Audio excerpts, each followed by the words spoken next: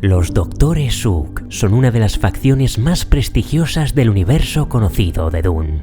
Todas las casas necesitan un médico apto y cualificado capaz de velar por la salud y el bienestar de la familia y sus sirvientes. Y si bien es cierto que existen muchas escuelas de médicos en todo el imperio, ninguna cuenta con el prestigio de los Suk, de cuyos graduados se dice que son tan incorruptibles como hábiles. Son sanadores compasivos, infaliblemente leales a sus empleadores e incapaces de quitar la vida incluso bajo las circunstancias más extraordinarias. Son en definitiva trabajadores de un valor incalculable, ya que la vida y los secretos de las casas nobles están en sus manos. Lamentablemente, en la primera parte de Dune no tuvimos oportunidad de conocer casi nada de ellos. Por eso hoy en Crónicas de Dune vamos a recopilar todos los datos que tenemos sobre esta facción y hacia el final contaremos la historia completa de Wellington Yueh, el médico Suk de la casa Atreides, ya que su trama en la película quedó muy simplificada. ¿Estáis listos para este viaje? Pues subid a bordo, pongamos rumbo a Arrakis y comenzamos.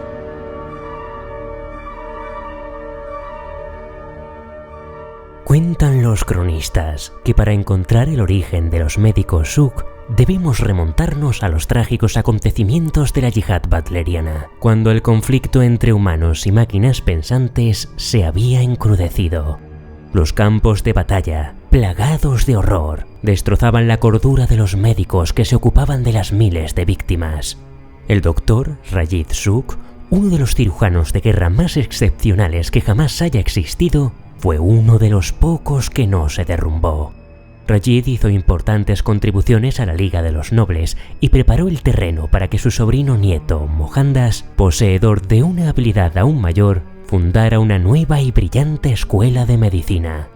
El grupo de médicos, investigadores y científicos que el Dr. Mohandas Suk reunió tras la batalla de Corrin y la firma de la Gran Convención posiblemente no tenga rival en la historia, y formó el núcleo a partir del cual creó la Escuela de Médicos Suk, que defendía que la evolución de la mente humana solo era posible a través del dominio del cuerpo.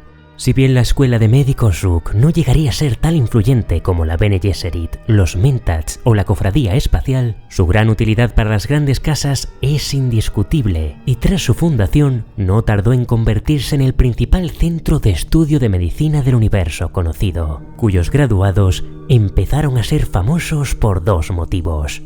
Uno, se los consideraba los mejores médicos del imperio, y dos, jamás traicionaban a sus pacientes, gracias al denominado condicionamiento imperial, una inhibición psicológica indestructible que les impide causarles daño, y del cual hablaremos un poco más adelante. La admisión en esta institución, como podemos imaginar, no es precisamente barata. La escuela brinda educación y formación a miles de especialistas, desde simples paramédicos hasta auténticos maestros del arte de la medicina, y en teoría, cualquiera puede ser admitido, pero en realidad el coste de la inscripción y la competencia por entrar, incluso en los cursos más básicos, son colosales. Como resultado, la admisión se reserva en gran medida a aquellos que no solo poseen el alto nivel de inteligencia requerido, sino que también puedan pagar sus tarifas. La escuela hace ciertos esfuerzos para buscar candidatos prometedores y ofrecerles una educación, pero estos estudiantes quedan endeudados con la escuela durante décadas, o incluso de por vida. Una vez aceptados, los estudiantes entran en una primera fase, en la que se someten a una intensa formación, no solo en medicina, sino también en artes liberales.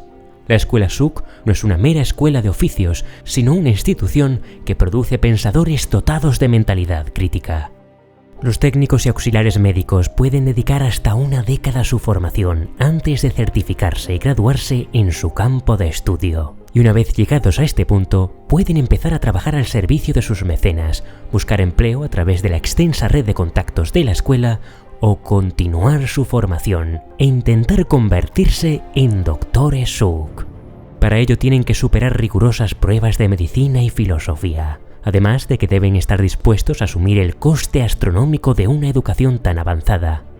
Aquellos que no pueden aprobar los exámenes de ingreso deberán encontrar empleo como enfermeros altamente capacitados o simples médicos. Por el contrario, los que pasan el corte ingresarán en la escuela interna, donde aprenden a dominar una asombrosa cantidad de información y su aplicación práctica.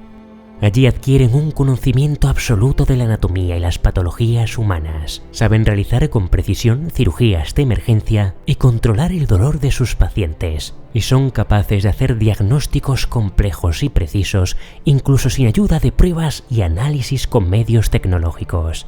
También están formados en numerosos aspectos de química y biología molecular, lo que les permite sintetizar medicamentos personalizados para cada paciente.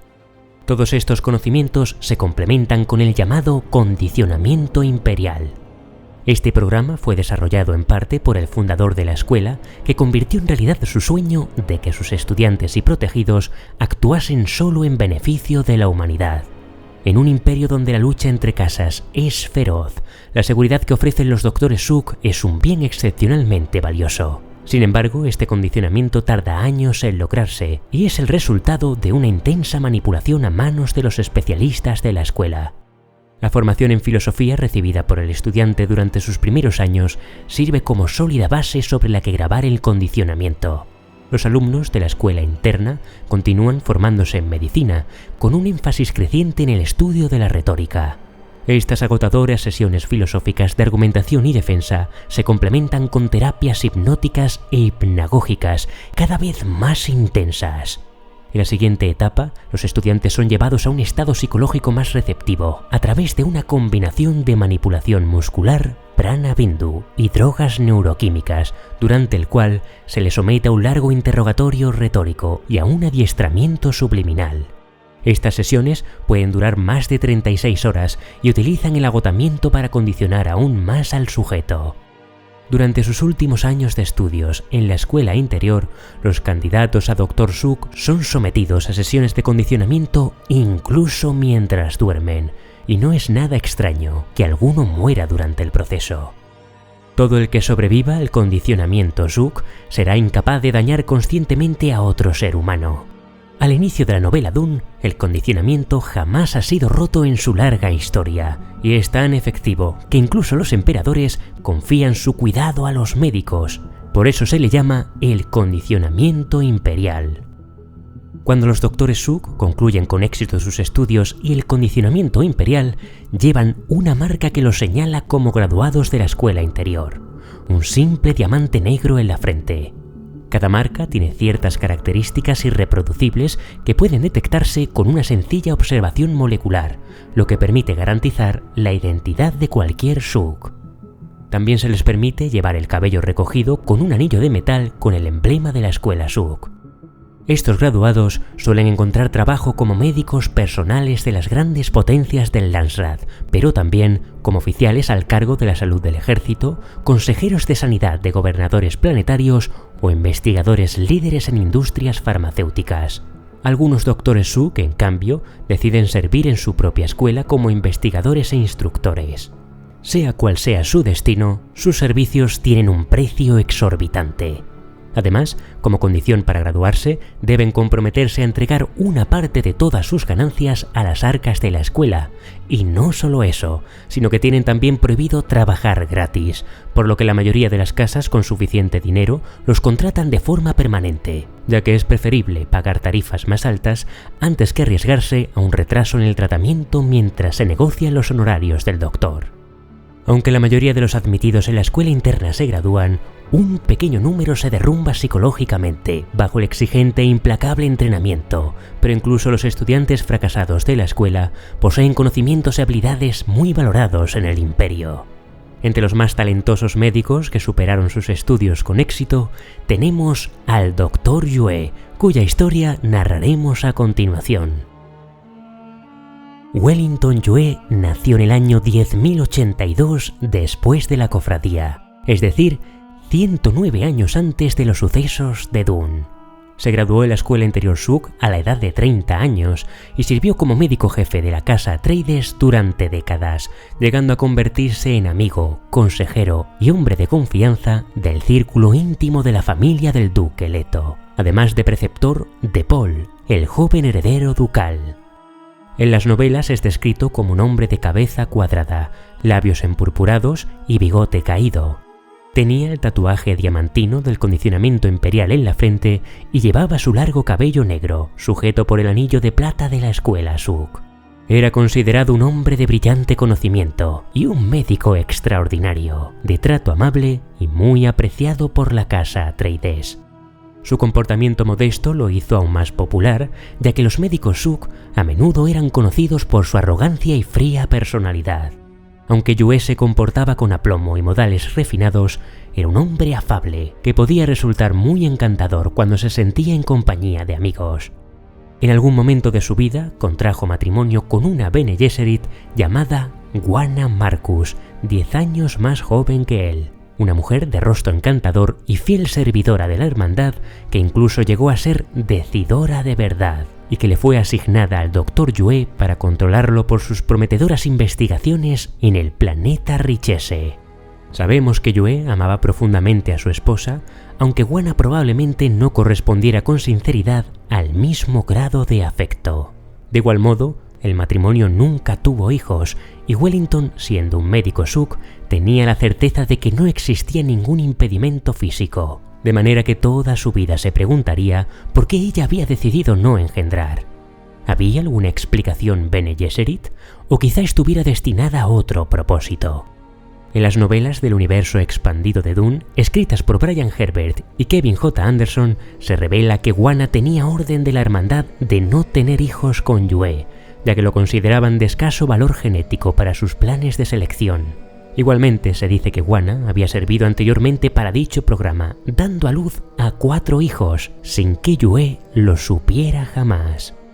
Sea como fuere, hacia el 10.186, 5 años antes de que el duque Leto y su familia se trasladaran al planeta Dune, las viejas rencillas que enemistaban a los Atreides y a los Harkonnen envolvieron en su trama a Yue y a su esposa.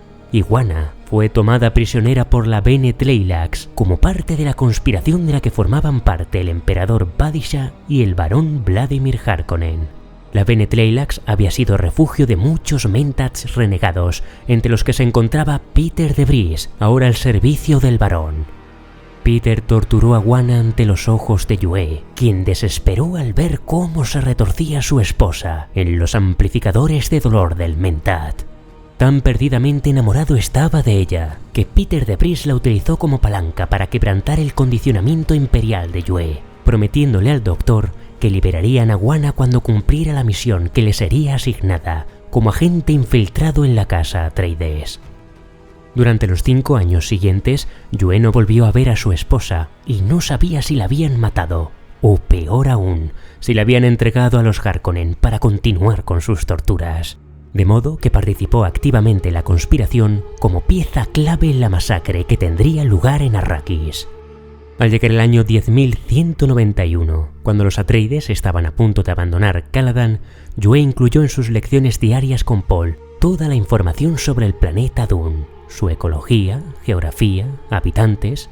En una de esas lecciones le entregó a Paul una Biblia católica naranja, una versión minúscula, fácil de ocultar, que incluía 1800 páginas, fácilmente ampliables con un dispositivo.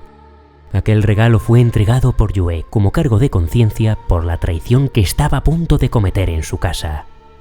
«Le ofrezco la ayuda de la religión», pensó.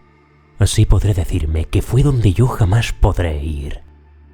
La Biblia católica naranja es considerada por sus creadores como una obra a través de la cual la humanidad puede adquirir conciencia de sí misma como parte de la total creación de Dios.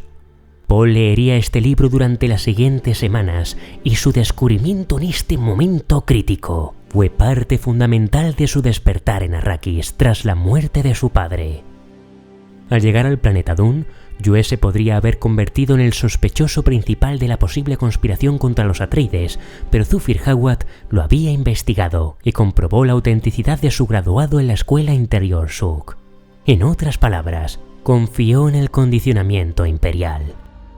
Para desviar la atención que pudiera haber sobre la actitud de Yue, el barón Vladimir Harkonnen intentó sembrar la sospecha sobre Lady Jessica, para colocarla como principal sospechosa de atentar contra el duque Leto, y de hecho, consiguió que el viejo Mentat de la casa Atreides, así como Gurney Halleck y Duncan Idaho, creyeran que ella sería quien finalmente los traicionaría. Al mismo tiempo que habían conseguido engañar hasta el mismísimo Zufir Hawat, era imprescindible engañar a Jessica también. De modo que Yue, utilizando algunas habilidades aprendidas de su esposa Bene Gesserit, logró esquivar en parte las sospechas de Jessica, desviando su atención y evitando decir cualquier mentira que pudiera ser detectada. A ella no se le escapó que ocultaba algún secreto, pero la confianza depositada en Wellington jugó en su contra en el último instante. Y pese a no titubear en su empresa, para Yue fue una tortura trabajar en la destrucción de sus empleadores. Si al menos fuera posible odiar a esta gente en lugar de amarla, se lamentaba el doctor. Finalmente aquel afecto no sería suficiente para impedir que Yue cometiera la traición. La noche señalada suministró a Jessica y Paul un sedante y saboteó los escudos protectores del palacio ducal. Al duque Leto lo paralizó con un dardo, manteniéndolo sedado pero consciente, para ofrecerle una última oportunidad de venganza contra el hombre al que detestaban más que a nadie en el universo conocido, el barón Harkonnen. «Nos queda poco tiempo», dijo Yue a Leto. «Ese diente que os implanté tras vuestra caída en Narcal, debo sustituirlo. En unos instantes os adormeceré y lo reemplazaré por este». Yue abrió la mano, contemplando algo que tenía en ella. Es un duplicado exacto, con una exquisita imitación del nervio en el centro. Escapará a todos los detectores habituales, pero si apretáis violentamente vuestra mandíbula, la capa externa se romperá.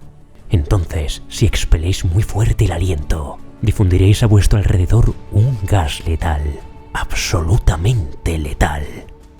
Estáis condenado de todos modos, mi pobre duque. Pero antes de morir, debéis acercaros al varón. Él creerá que estáis embrutecido por las drogas y que es imposible cualquier ataque por vuestra parte. Y vos estaréis, efectivamente, drogado e inmovilizado. Pero un ataque puede asumir las formas más extrañas. Y vos recordaréis el diente. En un primer momento, Leto rehusó acometer lo que le encomendaba, pero Yue también sabía cuál era la palanca que tenía que mover para romper el inquebrantable honor del duque, y le dijo que a cambio haría algo por él. Salvaría a Paul y a Jessica, se aseguraría de que fueran conducidos al desierto profundo, un lugar donde los Harkonnen no pudieran alcanzarlos, allí donde la gente saca un cuchillo en cuanto se pronuncia el nombre de los Harkonnen. Para ello, había confiado en Idaho, dejándole un mensaje y una localización. Por último, retiró el anillo ducal de su dedo para entregárselo a Paul. Se las arregló para llegar hasta el tóptero donde él y su madre serían trasladados como prisioneros y lo introdujo en una fremochila situada bajo el asiento del piloto, en la que también había incluido una carta de confesión. Para que Paul la encontrara, Yue dejó grabado en el techo del tóptero una marca con el emblema de su casa. En el último acto del doctor, cuando estuvo frente al varón, este cumplió su promesa de liberar a Wanna de su agonía, porque realmente se sospechaba que hacía años que estaba muerta, y con un juego de palabras permitió que Yue se reuniera con ella, haciendo que Peter de Vries le clavara un puñal en la espalda. «Vos creéis que me habéis destruido», susurró Yue con su último aliento. «Creéis que no sabía lo que compraba por mi Wanna». Y así sembró la duda en el barón Harkonnen. El objetivo de poner a salvo a Paul y a Jessica sería cumplido, limpiando así parte de su acto de traición, pero la venganza contra el barón, por desgracia, no se vería consumada, pues pese a que Leto logró expulsar con éxito el gas letal, el barón se impulsó rápidamente con su suspensor hacia una cámara de seguridad contigua y cerró la puerta, dejando que todos los que habían quedado al otro lado murieran, aunque sí que logró al menos eliminar a Peter de Vries. No cabe duda de que de una manera u otra, el barón habría atentado contra el duque Leto y su familia. Sin embargo, gracias a Yue, el legado de la casa Atreides lograría sobrevivir, por suerte o desgracia del imperio. Este hecho, no obstante, es irrelevante, pues para todos los cronistas del universo conocido de Dune, siempre sería recordado como el traidor. Y hasta aquí toda la información que tenemos de los doctores Suk y el resumen de la historia del Dr. Yue. Espero como siempre que os haya sido útil este vídeo. Si os ha gustado, no olvidéis darle a me gusta y suscribíos al canal para más vídeos de lore de vuestras historias de fantasía y ficción favoritas.